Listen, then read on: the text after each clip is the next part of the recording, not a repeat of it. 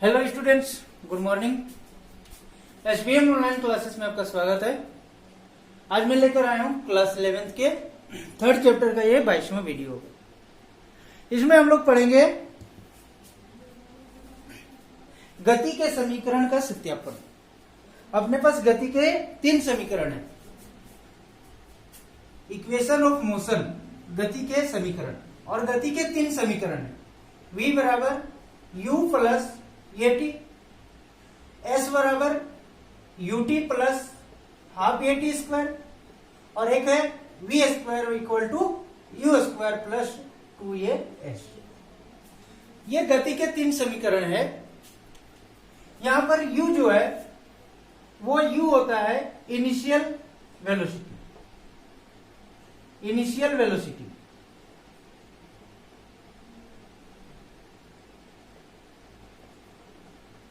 Initial velocity. v जो होता है वो होता है फाइनल वेलोसिटी। क्या होता है? Final velocity. ये को कहते हैं हम लोग एक्सेलरेशन, मतलब त्वरण। प्रारंभिक वेग u क्या है? प्रारंभिक वेग। v क्या है? अंतिम वेग। और ये क्या है? एक्सेलरेशन। इसको हिंदी में क्या कहते हैं? त्वरण। और t क्या है? टाइम। इनिशियल स्पीड जब हम लोग लिखते हैं तो वो लिखते हैं t इक्वल टू 0 पर। t इक्वल टू 0 पर ऑब्जेक्ट का जो वेलोसिटी होगा उसी को हम लोग क्या कहते हैं? Initial speed. और t इक्वल टू t पर, मतलब जितना समय पर हम लोग उस ऑब्जेक्ट का वेलोसिटी मतलब वेग ज्ञात करना चाहेंगे उसको हम लोग क्या कहते हैं? Final velocity. तो यहां से हमें इन 3 इक्वेशन को कैसे डिराइव करते हैं इसके बारे में जानते हैं। तो इक्वेशन ऑफ मोशन मतलब गति के समीकरण का सत्यापन के लिए हम लोग 2 मेथड यूज करेंगे। एक होता है ग्राफिकल मेथड और दूसरा होता है कलन मेथड। ग्राफिकल विधि में आइए पहले हम लोग ग्राफिकल विधि से सॉल्व करते हैं। ग्राफिकल विधि, इसको हिंदी में हम लोग क्या कहते हैं? आलेखीय विधि से। कैसे? आलेखीय विधि से गति के समीकरण का सत्यापन। आलेखीय विधि से कैसे हम लोग सत्यापित करते हैं, ध्यान देना। हम लोग यहां पर आलेखीय विधि से गति के समीकरण का सत्यापन के लिए हम लोग वीटी ग्राफ लेंगे। क्या लेंगे? वीटी ग्राफ बनाएंगे। मान लो अपने पास एक ग्राफ है। इधर क्या है? वेलोसिटी, जिसको हम लोग लेंगे मीटर पर सेकंड में, और इधर क्या है? टाइम। वेलोसिटी और टाइम। एक बात और ध्यान रखना, गति के समीकरण, ये 3 समीकरण जो है वो होता है एक समान त्वरण के लिए। किसके लिए होता है? एक समान त्वरण के लिए। यह फॉर्मूला कब लागू करेंगे? जब त्वरण क्या होगा? एक समान होगा। मतलब चेंज ऑफ वेलोसिटी जो होगा वो क्या रहेगा? कांस्टेंट रहेगा। ये तीनों फॉर्मूला किसके लिए लागू होता है? तो एक समान त्वरण के लिए लागू होता है। यह बात जरूर ध्यान रखना। और v square equal to u square plus 2as। यहां पर ये जो रहेगा ये क्या रहेगा? कांस्टेंट रहेगा, मतलब ये बदलेगा नहीं। तो ये एक समान त्वरण के लिए ये तीनों समीकरण लागू होते हैं। जब एक कोई ऑब्जेक्ट एक समान त्वरण से गतिमान रहेगा तो वेग कैसे ज्ञात करेंगे? तो किसी समय t पर वेग जो होगा वो v बराबर u प्लस ए टी होगा। जहां पर u प्रारंभिक वेग है और ए टी क्या है? ये t जो होता है वो ये जो होता है त्वरण होता है और t टाइम होता है। जिस समय पर हमें क्या निकालना पड़ता है? v। एक बात ध्यान रखना, ये फॉर्मूले तभी लागू करना है कब? जब त्वरण क्या रहेगा? एक समान रहेगा। तो एक समान त्वरण के लिए v और t ग्राफ बनाना है। तो मान लो कि t इक्वल टू 0 पर, t इक्वल टू 0 पर, ये 0 0 है। वेलोसिटी जो ऑब्जेक्ट का रहा होगा वो u रहा होगा। क्या रहा होगा? u रहा होगा। और त्वरण क्या? कांस्टेंट है। तो एक समान त्वरण के लिए देखना, ये वेलोसिटी क्या होता है? कांस्टेंट रूप से, मतलब सरल रेखा बनता है। वीटी ग्राफ कैसे बनाना है समझ में आया? कि t इक्वल टू टी पर इसका जो वेलोसिटी हो गया वो क्या हो गया, v हो गया। ये हो गया अपना क्या, vt ग्राफ। ये क्या हो गया अपना vt ग्राफ। ग्राफीय विधि से इस फॉर्मूले के सत्यापन के लिए हम लोग पहले बनाते हैं vt ग्राफ। और vt ग्राफ कैसे बनाएंगे, तो इधर t लेंगे और इधर v लेंगे, और माना कि t इक्वल टू 0 पर u जो है वो कितना है, मतलब वेग जो है ऑब्जेक्ट का वो u है, और ये एक समान त्वरण से जा रहा है, तो वेग में परिवर्तन क्या होगा, कांस्टेंट होगा। मतलब यहां पर सरल रेखा ग्राफ बनेगा। वीटी ग्राफ कैसे बनेगा, सरल रेखा, देखना मैं बनाया था कि एक समान त्वरण के लिए वीटी ग्राफ क्या होता है, सरल रेखा होता है। ग्राफिकल में, ग्राफीय विधि में मैं ये बताया था, जब हम ग्राफ खींच रहे थे किसका, गति का, तो वीटी ग्राफ किसके लिए, कांस्टेंट एक्सेलरेशन के लिए कैसा था, सरल रेखा था। तो यहां पर मैंने एक वीटी ग्राफ बना लिया। अब देखो वीटी ग्राफ का जो ढाल होता है, कुछ बातें आपको याद करनी पड़ेगी लास्ट लेक्चर से, कि वीटी ग्राफ का जो ढाल होगा, वीटी ग्राफ का ढाल क्या देता है, त्वरण देता है। क्या देगा, त्वरण। दूसरा बताया था वीटी ग्राफ का जो एरिया होगा, क्या होगा, एरिया, मतलब क्षेत्रफल, वो क्या देगा, दूरी देगा। दो चीज यहां पर मैं बताया। वीटी ग्राफ का जो ढाल होगा, ढाल मतलब स्लोप, वो स्लोप क्या देगा, त्वरण देगा। और वीटी ग्राफ का जो क्षेत्रफल होगा वो क्या देता है, वो देता है हमें एरिया, जो देगा वो दूरी देगा या विस्थापन देगा, दूरी या विस्थापन। ये चीज ध्यान रखना। अब यहां पर हम लोग दोनों बातों को यदि याद रखते हैं, तो इस ग्राफ के ढाल, यहां का पॉइंट में लिखना चाहूं तो एक्स में क्या होगा, t, और ये हो जाएगा क्या, v। इस बिंदु का कोऑर्डिनेट जो होगा वो क्या हो जाएगा, 0 u, ये होगा। अब इसका हमें ढाल लिखना है। स्लोप को कैसे लिखते हैं, m बराबर सूत्र बताया था y2 minus y1 divided by x2 minus x1। ये क्या था, सरल रेखा के ढाल का फॉर्मूला था। ढाल कैसे ज्ञात करने, तो इस सूत्र से ज्ञात करते हैं। यहां पर ध्यान दो, ये जो है इसको यदि मैं y2 मानूं और इसको क्या मानूं, x2, तो ये हो जाएगा y1 और ये हो जाएगा x1। अब मैं अभी बताया, इस रेखा का यदि मैं ढाल निकालना चाहूं तो ढाल क्या होता है, फॉर्मूला y2 माइनस y1, मतलब v minus u, v minus u और x2 माइनस x1। तो x2 कितना है, t है, और x1 कितना है, 0। अब भी मैं बताया कि वीटी ग्राफ के सरल रेखा का जो ढाल होगा वो क्या देता है, त्वरण देता है। मतलब m बराबर क्या लिख सकते हैं आप, ये, तो m बराबर ये हो गया, तो m बराबर ये बराबर v माइनस u बाई क्या हो गया, t। तो यहां से आप लिख सकते हो कि at बराबर, ये मल्टीप्लाई कर दो, v माइनस u, या v बराबर ये माइनस इधर आके क्या हो जाएगा, u प्लस ये t। तो ये है अपना प्रथम समीकरण, जो वो पहला समीकरण है उसका सत्यापन, कि v बराबर u प्लस ये t कैसे फाइंड करेंगे। तो सबसे पहले वीटी ग्राफ बनाएंगे, और वीटी ग्राफ का जो ढाल होगा, ढाल का सूत्र यही होता है सरल रेखा का, y2 minus y1 by x2 minus x1। और इसका ढाल जो देगा वो क्या देगा, त्वरण देगा। तो ढाल यहां से लिखेंगे, इसको y2 मानो, इसको क्या मानो, x2, इसको y1 और ये x1। y2 बराबर v और x2 बराबर t, y1 बराबर u और x1 बराबर 0। तो ये वैल्यू पुट कर दे तो v माइनस यू बाई क्या हो गया, t माइनस 0। तो यहां से अभी बताया कि जो वीटी ग्राफ का ढाल होगा वो क्या देगा, त्वरण। तो m इक्वल टू ये equal to v minus u by t. इस t को इधर गुणा कर दो तो ये क्या हो गया, at बराबर v माइनस यू। तो यहां से v बराबर ये माइनस इधर आके क्या हो गया, प्लस। तो v बराबर आप क्या लिख सकते हो, u प्लस ये t। तो ये था अपना पहला समीकरण। पहला समीकरण को याद रखो, v बराबर क्या हो गया, u प्लस ए टी। कैसे प्रूव किए समझ में आ गया होगा। अब दूसरा फॉर्मूला जो है s बराबर U T plus half a t square, ये कैसे सॉल्व करेंगे। तो यहां पर ध्यान दो, वीटी ग्राफ इसी तरह से बनाना है, ये भी वीटी ग्राफ से ही बनाएंगे। ये v हो गया और ये क्या हो गया t। 0 0 पर t इक्वल टू 0 पर वेलोसिटी कितना है 0u। यहां पर ये आएगा, ये मान लो t इक्वल टू t पर, इसका वेलोसिटी v हो गया, टाइम कितना हो गया t हो गया। तो यहां का कोऑर्डिनेट यदि लिखूंगा तो क्या हो जाएगा t, v, ये हो गया।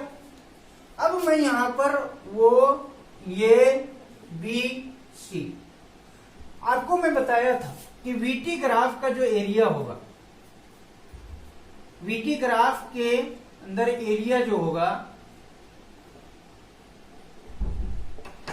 क्या देता है, क्षेत्रफल हमें देता है क्या, दूरी या विस्थापन, दूरी या विस्थापन, यस देगा। अब यहां से देखो ध्यान दो, यदि वीटी ग्राफ का प्रयोग मैं करूं तो इसका क्षेत्रफल निकालू। ये वीटी ग्राफ है क्या, तो इस वीटी ग्राफ से हम क्या निकालना चाहें, एस मतलब विस्थापन। तो एस बराबर क्या हो जाएगा, एरिया ऑफ ये बी सी ओ। कौन सा ग्राफ देगा, ये बी सी ओ का जो एरिया देगा वो क्या देगा हमें, एस देगा। अब एरिया कैसे ज्ञात कर रहे हैं, तो इसको दो पार्ट में, ये देखो ये क्या है, एक समलंब बन रहा है या नहीं बन रहा है, समलंब चतुर्भुज है। और समलंब चतुर्भुज का क्षेत्रफल आप लोग पढ़े होंगे 1/2 समांतर भुजाओं का योगफल, समांतर भुजाओं का योगफल और गुणा क्या होता है, ऊंचाई। यह सूत्र होता है किसका, एस का, ये क्षेत्रफल का, किसका, समलंब का। तो इसका यदि हम लोग क्या निकालना चाहें क्षेत्रफल, तो एस बराबर देखो 1/2 समांतर भुजा यहां पर कौन दिख रहा है, देखो ओ सी और क्या ये भी, तो यहां से हो जाएगा ओसी प्लस ये भी। और ऊंचाई क्या होगा, ये वाला ऊंचाई बराबर क्या हो जाएगा, वो ये का यदि मैं कोऑर्डिनेट लिखूं तो टी कोमा क्या होगा 0।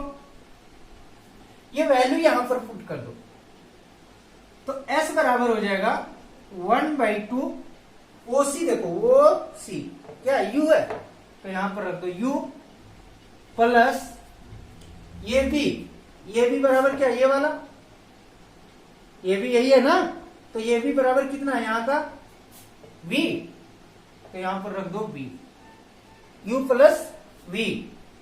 और वो ये बराबर क्या हो जाएगा t। कोई दिक्कत तो नहीं है यहां पर। तो यहां से आ गया s बराबर 1/2 u plus v into T. देखो यहां पर अब इसको क्या कर दो, हमारे पास एक समीकरण पता है v बराबर u प्लस क्या ये टी। ये इक्वेशन आपको पता होना चाहिए, इसके पहले मैं प्रूफ कर चुका रहूंगा इसको। तो यहां से आप लिख सकते हो s बराबर 1/2 ut प्लस 1/2 vt लिख सकते हैं। थर्ड वाले समीकरण में ध्यान देना क्या नहीं है, ut plus half a t square है ना, मतलब यहां पर हमें किसको एलिमिनेट करना है, v को। तो v को हटाने के लिए इससे समीकरण 1 से v बराबर u प्लस ए टी जो था उससे यहां पर v का मान रख दो, तो s बराबर क्या हो जाएगा, तो 1/2 ut तो होगा ही प्लस 1/2 v के जगह रख देंगे क्या u प्लस ये t और इंटू टी। बात समझ में आ गया? समीकरण 1 से v का मान रख देना। क्यों? क्योंकि इसमें v नहीं है। तो यहां से s बराबर हो जाएगा 1/2 ut प्लस इधर से t मल्टीप्लाई, इधर से 1/2 ut और प्लस 1/2 ये t इंटू टी स्क्वायर। तो यहां से देखो s बराबर आ जाएगा 1/2 ut और 1/2 ut कितना हो जाएगा? ut plus half at square. तो ये हो जाएगा अपना क्या? Equation number 2। गति का इसको क्या कहते हैं हम लोग? सेकेंड इक्वेशन है। ये दूसरा समीकरण कैसे प्रूव किए समझ में आया? s बराबर ut plus half at square कैसे प्रूव किया? तो इस ग्राफ का जो एरिया था वो एरिया हमें क्या देता है? वो एरिया इसका विस्थापन देगा या दूरी देगा। क्षेत्रफल क्या देगा? विस्थापन या दूरी। तो यहां से हम लोग क्या ज्ञात कर सकते हैं? s बराबर ut plus half at square. अब थर्ड समीकरण हमें जो प्रूफ करना है वो देखो। थर्ड समीकरण क्या है? v स्क्वायर बराबर u स्क्वायर प्लस 2as। यहां पर ध्यान दो, v है, u है, ये है और s है। क्या नहीं है? t नहीं है। मतलब फर्स्ट इक्वेशन और सेकंड इक्वेशन से हम किसको एलिमिनेट करना चाहें? टाइम को एलिमिनेट करेंगे तो इस फॉर्मेट में आ जाएगा। क्या नहीं है इसमें? टाइम नहीं, समय नहीं है। मतलब हमें हटाना क्या है? t हटाना। तो t कैसे हटाएंगे? तो समीकरण 1 से देखो, 1 से लिख सकते हैं हम t बराबर v माइनस यू बाई ये। t बराबर क्या लिख सकते हैं? v माइनस यू बाई ये वाला वैल्यू यहां पर पुट कर दो। जब ये वाला वैल्यू यहां पर पुट कर देगा तो s बराबर क्या हो जाएगा? u के जगह रख दो u के जगह u रहेगा और v माइनस यू, t के जगह क्या रख देना? v माइनस यू बाई ये प्लस 1/2 ये और t के जगह फिर से रखो v माइनस यू बाई ये का होल स्क्वायर। यहां पर ध्यान दो, s बराबर यदि हम इसको सॉल्व करें तो v माइनस यू और v माइनस यू कॉमन है तो इसको कॉमन कर दो और ये भी कॉमन है तो ये भी कॉमन कर दिया। तो अंदर में क्या बचा? यहां से देखो u बचा और यहां से बचा 1/2। यहां पर ये को कॉमन कर दिया तो यहां पर क्या बचा? v माइनस यू बाई ये और इधर क्या है? ये स्क्वायर था तो एक बाहर आ गया तो एक बचा ना और ये आ गया। ये से ए कट गया, ए से ए कट गया। तो यहां पर देखो, अब इसको सॉल्व करो तो s बराबर हो जाएगा v माइनस यू बाई ये, v माइनस यू बाई ये। यहां से देखो क्या बचा? v माइनस यू, इधर ये बच गया है। s बराबर v माइनस यू बाई ये और यहां पर देखो एलसीएम लो तो अंदर में क्या बचा? तो इधर देखो 2u, एलसीएम लेंगे तो 2u plus v minus u by 2 ये बच जाएगा। 2 इंटू ये इधर आके हो जाएगा 2as, इधर बच जाएगा v माइनस यू और 2u में से एक u गया तो क्या बच जाएगा? v plus you. 2as जो है 2as तो रहेगा ही, ये माइनस b और ये प्लस b क्या होता है? ये स्क्वायर माइनस बी स्क्वायर। तो मतलब यहां हो जाएगा v square minus you square. इस यू स्क्वायर को इधर भेज दो तो v स्क्वायर बराबर क्या हो जाएगा? तो v स्क्वायर बराबर हो जाएगा यू स्क्वायर प्लस 2as। और यही हमें क्या करना था? प्रूफ करना था। और ये गति का क्या है? थर्ड समीकरण। तो इस तरह से आप क्या प्रूव कर सकते हो? गति के तीनों समीकरण को प्रूव कर सकते हो। किस विधि से? आलेखीय विधि से। आलेखीय विधि में क्या करना है? तो आलेखीय विधि में पहले हम लोग वीटी ग्राफ बनाएंगे, और वीटी ग्राफ ये कैसा होगा? यूनिफॉर्म एक्सेलरेशन का, मतलब एक समान त्वरण के लिए। और वहां से उसका ढाल से हम लोग क्या ज्ञात कर लेंगे? v बराबर u प्लस ए टी, और क्षेत्रफल से क्या ज्ञात कर लेंगे? ut plus half a t square. और दोनों इक्वेशन का प्रयोग करके टाइम को हटाएंगे, एलिमिनेट कर देंगे, तो यहां से थर्ड इक्वेशन आ जाएगा v स्क्वायर बराबर u स्क्वायर प्लस 2as। तो यह था गति का कौन सा समीकरण? 3 समीकरण। किसके लिए? एक समान त्वरण के लिए। अब इसका हम लोग प्रयोग कैसे करते हैं?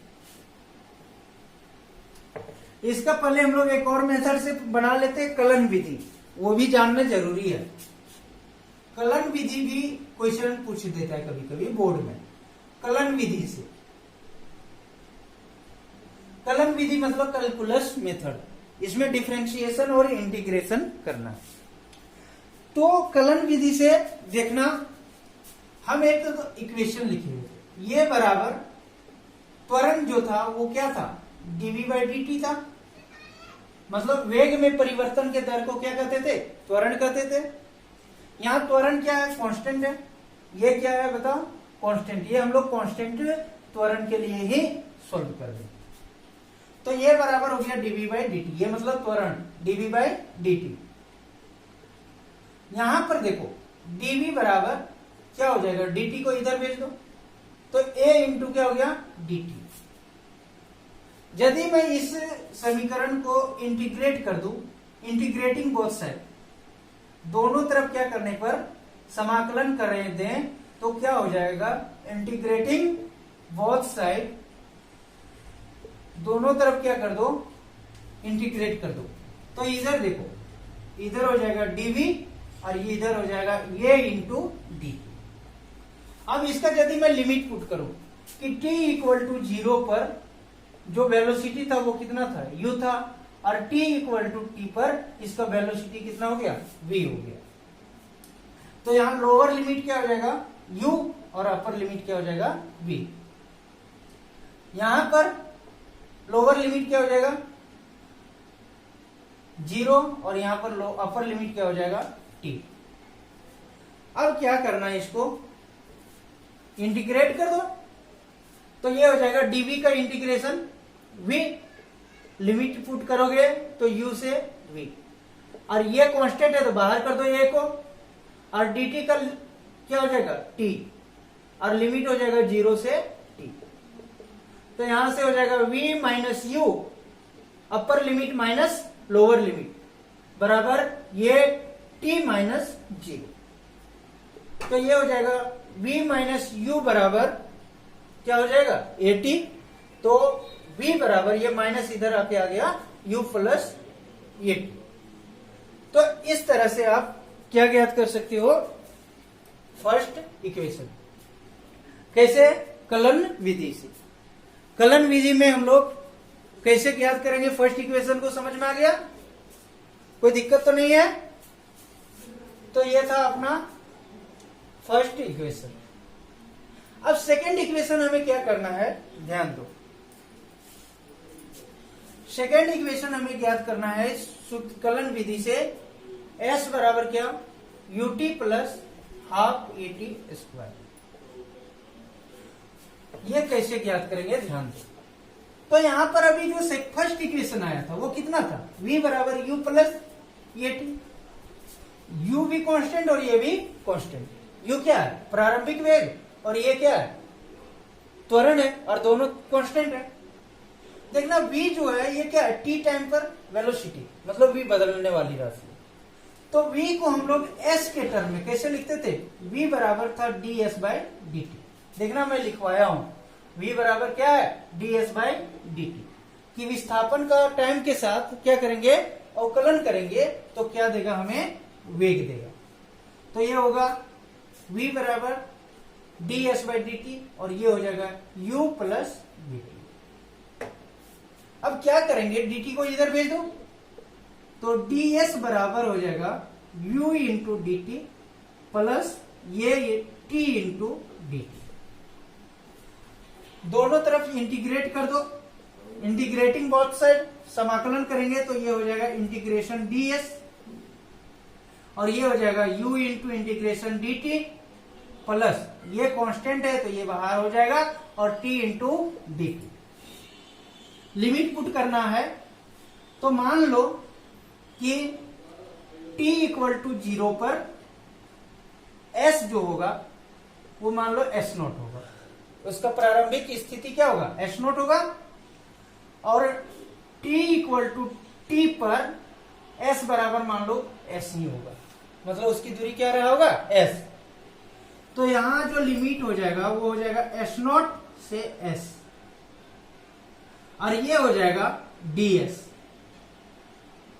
u तो 0 से t प्लस ये 0 से t, t into D T. ये टाइम चेंज हो रहा है। अब इसको सॉल्व करो तो ds का इंटीग्रेशन s हो जाएगा और लिमिट s नोट से s हो जाएगा और इधर u कांस्टेंट dt का समाकलन जो होगा वो क्या होगा, t होगा, लिमिट 0 से t और ये t इंटू डी टी का समाकलन क्या होता है, टी स्क्वायर बाय 2। सूत्र बताया था मैं, t पर power n into D T रहे तो इसका इंटीग्रेशन होता था t पे power n plus 1 divided by n plus 1। तो यही मेथड यहां पर लगाएंगे तो इसका हो जाएगा टी स्क्वायर बाय 2। इंटीग्रेशन क्या हो गया, टी स्क्वायर बाय 2, 0 से t और लिमिट पुट कर दो तो ये हो जाएगा upper limit s minus s nought, s minus s nought equal to u और upper limit minus lower limit करोगे तो t प्लस यहां भी 1/2 कॉमन, ये और अपर लिमिट t माइनस 0 तो ये t square s minus s note तो s इक्वल टू हो जाएगा S note plus ut plus half a t square. अब आप कहोगे सर ये एस नोट एक्स्ट्रा टर्म कहां से आ गया, तो ये देखो ये हम लोग फ्रेम ऑफ रेफरेंस के रिस्पेक्ट में, ये मान लो ऑब्जर्वर है और यहां पर मान लो ये कार है तो इसकी प्रारंभिक दूरी s nought t equal to 0 पर ऑब्जर्वर से प्रारंभिक दूरी कितनी थी, एस नोट, और ये t इक्वल टू टी पर अब कार कहां पर पहुंच गया, यहां पर। तो रियली में विस्थापन अपने पास क्या है, ये टोटल यहां से मान लो s दूरी गया ऑब्जर्वर के सापेक्ष में और ये एस नोट इसकी क्या प्रारंभिक स्थिति, तो ये इसका क्या हो जाएगा विस्थापन। एस नोट क्या है समझ में आ गया, ऑब्जर्वर से प्रारंभिक दूरी। तो s माइनस एस नोट को आप सिंपली ऐसे भी लिख सकते हो, s माइनस एस नोट को हम लोग क्या मानते हैं, s ये वाली दूरी। तो यहां से हम लिख सकते हैं s बराबर ut plus half a t square. s क्या है, विस्थापन है। थर्ड इक्वेशन आप जब प्रूव करना चाहो तो इसी प्रकार से दोनों इक्वेशन का प्रयोग कर लो। यह तो एक और उपाय मैं बताया था आपको, क्या था कि एक सूत्र बताया था, ये बराबर dv by D T. Third equation के लिए देखना कलन विधि से, और इसको हम लोग ऐसे भी लिखते थे, a बराबर dv बाई ds और ds बाई dt। यहां ds से ऊपर नीचे क्या किया, मल्टीप्लाई डिवाइड किया। ये बराबर हो जाएगा dv बाई ds और इधर देखो ds बाई dt को क्या कहते हैं, v कहते हैं। तो इसको अब ऐसे लिख दो, ds को इधर भेज दो तो a इंटू ds बराबर v इंटू क्या हो गया, dv हो गया। त्वरण का दूसरा सूत्र याद होना चाहिए, ये बराबर ये लिखवाया था मैं, dv बाई ds।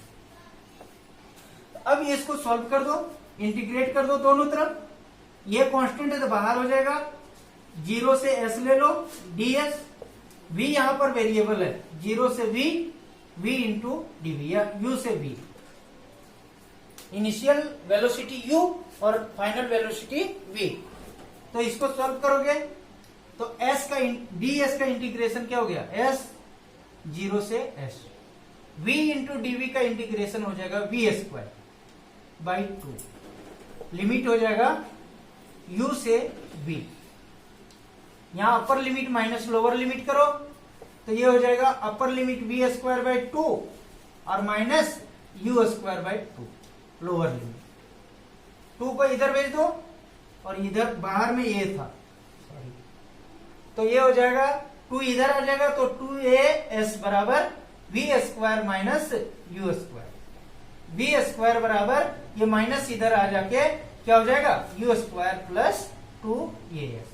तो कलन विधि से आप इस प्रकार से गति के तीनों समीकरण को प्रूफ कर सकते हैं। ये बोर्ड के लिहाज से अच्छे क्वेश्चन है, अच्छा क्वेश्चन है और इसे पूछा भी जाता है, तो आप इसे देख लें। आज के क्लास में मैं इतना ही रखता हूं। नेक्स्ट क्लास में मैं इस पर आधारित कुछ न्यूमेरिकल लेके आऊंगा। Thank you.